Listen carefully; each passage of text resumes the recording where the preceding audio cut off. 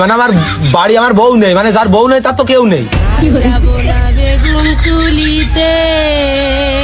যার বউ নেই তার বলে কেউ নেই।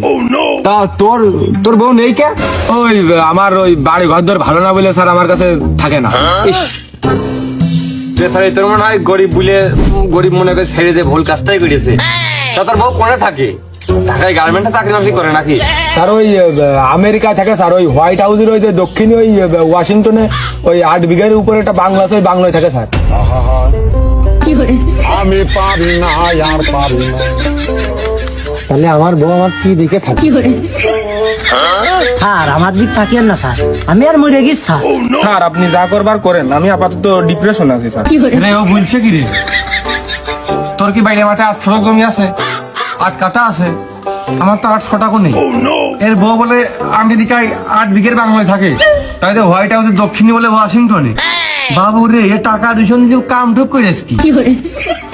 কোন দিন স্যার আমার হচ্ছে বউ তো শোকের বউ, প্রেম করে বিয়ে করে, আর সে তার জন্মদিনে ছোটখাটো মাত্র একটা গিফট চেয়েছে 8 বিঘার উপর। আমি তো একটা বাংলো তার বানিয়ে দিচ্ছি। আর ওই ক্যালিফোর্নিয়ায় সে হচ্ছে একটা বাড়ি চাইলো, আমি তো বাড়ি তো আগের তো বানিয়ে দিচ্ছি। এখন সে ওই বাড়ি না থেকে যদি বাংলাতে থাকে তাহলে আমি কি করবো কান?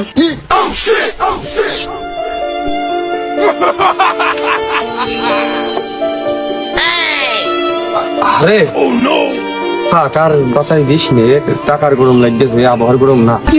তা তোর বাপ মা কনে?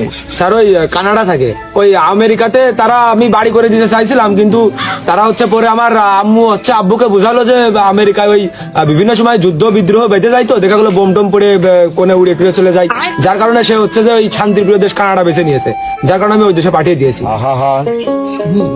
আমি পারি না আর পারি না। তুমি কি আছেন? ও স্যার না গেছেন?